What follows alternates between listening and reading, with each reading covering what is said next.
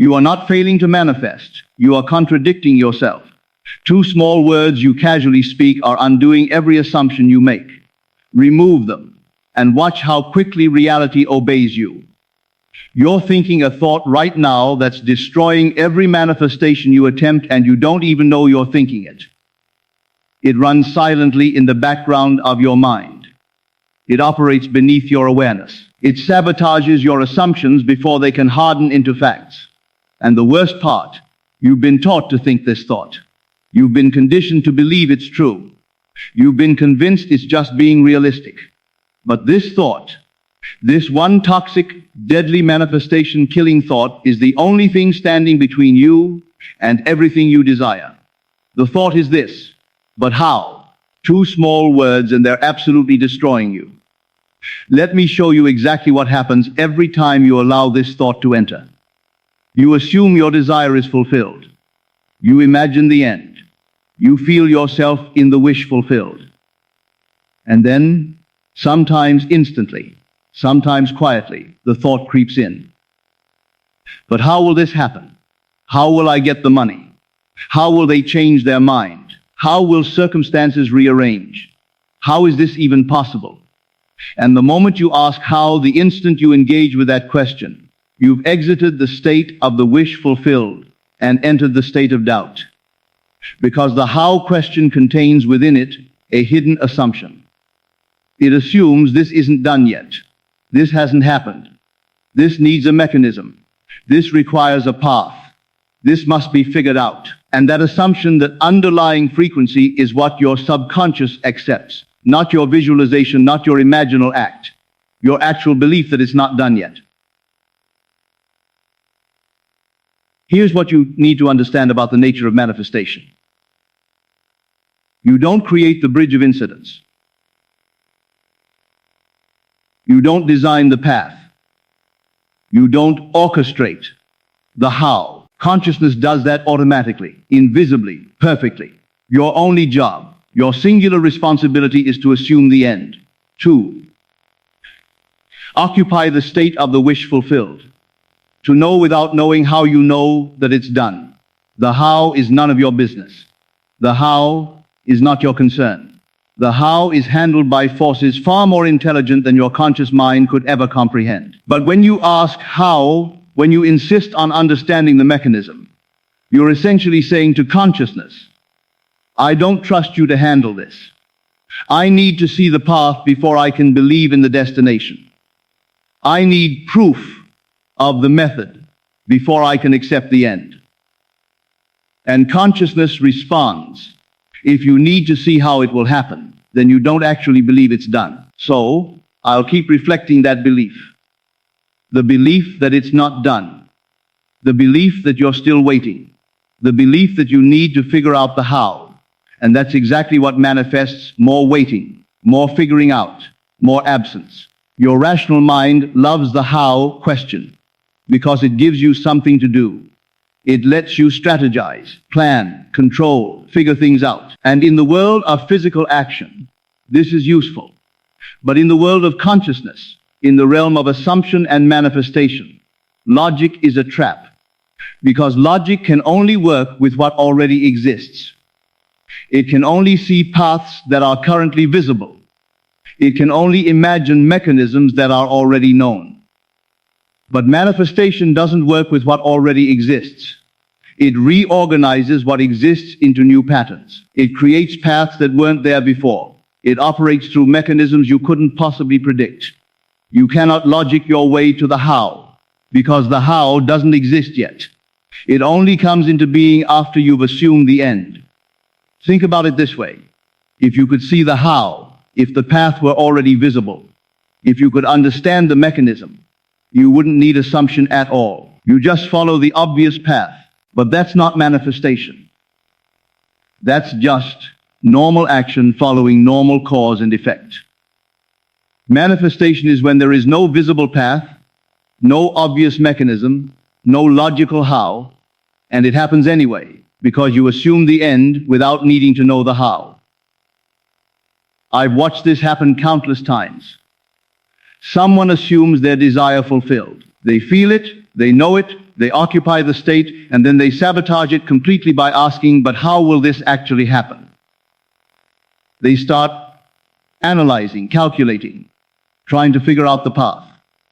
Well, I'd need this to happen first. Then that would need to change. Then they would need to do this. And then maybe, and the more they analyze, the more impossible it seems, because they're trying to build the bridge with their limited conscious understanding. But then occasionally someone actually lets go of the how. They assume the end. They don't ask questions. They don't strategize. They don't try to figure it out. They just know it's done, and they let consciousness handle the rest. And what happens? The manifestation comes through a path they never could have predicted, through circumstances they never could have orchestrated, through mechanisms they never would have imagined. It comes in a way that makes them think, I never would have thought of that. I couldn't have planned that. That's not how I thought it would happen. Because the how is always more creative, more elegant, more perfect than anything your conscious mind could design. Let me give you a specific example. A woman came to me wanting to manifest a specific house. Beautiful property far beyond her current means. No logical path to ownership. She assumed it was hers. She walked through it in imagination. She felt herself living there. She claimed it in consciousness. And then, of course, the how thought attacked. How can I afford this?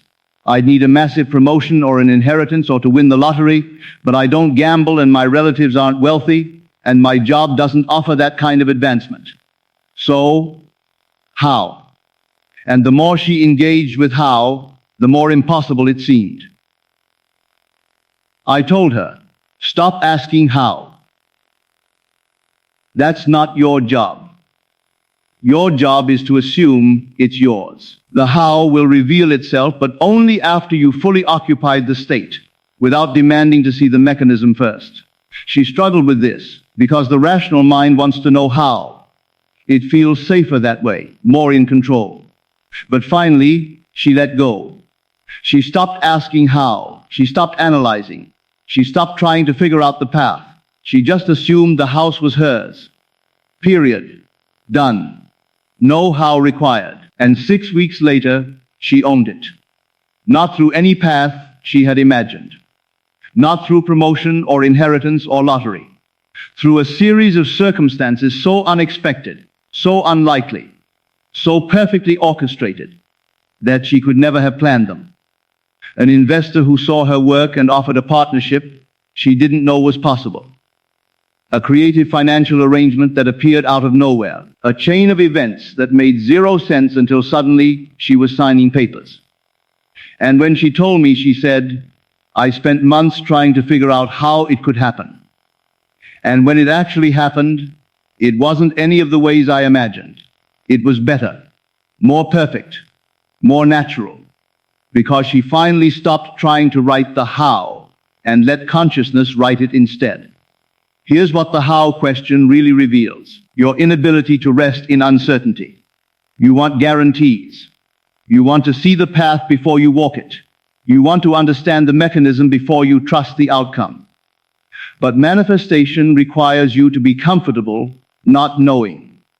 Not knowing how, not knowing when, not knowing through what means, just knowing that it's done, and trusting completely, absolutely, that consciousness will handle what you cannot see. This is faith. Real faith. Not hoping it will work out, but knowing it's already worked out even when you can't see how. And most people can't do this. They can't rest in not knowing. So they keep asking how. They keep analyzing. They keep trying to see the path. And in doing so, they keep themselves in the state of, it's not here yet. I need to figure out how to get it. And that state, that frequency, is what manifests. More absence, more searching, more need to figure things out. Let me give you permission right now for something you've been afraid to do. You are allowed to not know how. You are allowed to assume your desire is fulfilled without understanding the mechanism. You are allowed to claim the end without seeing the path. You are allowed to rest in it's done without knowing how it will be done. In fact, this isn't just allowed. It's required. Because if you need to know how before you can assume it's done, you'll never assume it's done. There will always be some part of the how that you can't see, some gap in the logic, some missing piece. And as long as you're waiting to see the complete how, you're not in the state of having. You're in the state of waiting to have. And waiting never manifests having. So what do you actually do when the how thought appears, because it will appear? Your rational mind is conditioned to ask it. Here's what you do. You notice it. You recognize it. And you gently dismiss it. How will this happen? That's not my concern. It's done. The how is being handled. But I don't see any way for this to work. I don't need to see the way. I only need to occupy the state of already having it. But logically, this seems impossible. Logic works with what is. I'm claiming what will be. The bridge will appear as I walk. You don't fight the thought. You don't argue with it. You don't engage with it. You simply refuse to make it your business. The how is consciousness's job. Your job is the end. Stay in your lane. Assume the end. Let consciousness handle the how. Now here's what's fascinating. When you truly let go of needing to know how, when you can rest in the state of the wish fulfilled without demanding to see the mechanism, the how often reveals itself naturally. Not because you asked for it, not because you figured it out, but because consciousness operating from your assumption begins to show you the next step. But you only see the next step, never the whole path. You get a nudge, an impulse, an opportunity, an idea, and you follow it. Not because you see how it leads to your desire, but because you're in the state of your desire fulfilled. And this feels like the natural thing to do. And then another step appears, and another, but only as you walk, never before. The how is revealed by walking, not by standing still and demanding to see the path. This is the divine paradox. When you stop asking how, the how begins to unfold. So, here's your shift starting right now. Every time you catch yourself asking, how will this happen? Stop. Recognize that thought for what it is. A manifestation killer. A frequency of doubt. A signal that you've exited the state. And instead of engaging with it, return to the only question that matters. Is it done in my consciousness? If yes, if you've assumed it, claimed it, accepted it as done, then the how is handled. You don't need to see it. You don't need to understand it. You don't need to figure it out. You just need to rest in the knowing that it's done. And consciousness, infinite, intelligent, creative consciousness, will orchestrate the how in ways more perfect than you could ever imagine. I'm telling you this as clearly as I can. Every time you ask how, you delay your manifestation. Every time you try to figure out the path, you exit the state. Every time you demand to see the mechanism, you're operating from doubt instead of faith. The how thought is dangerous, and it's killing your manifestations. So stop thinking it. Stop asking it. Stop engaging with it.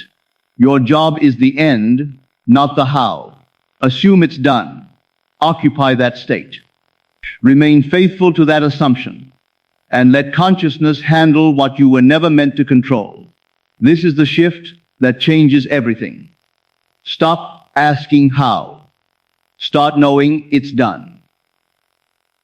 Thank you and good evening. This is Best of Lectures.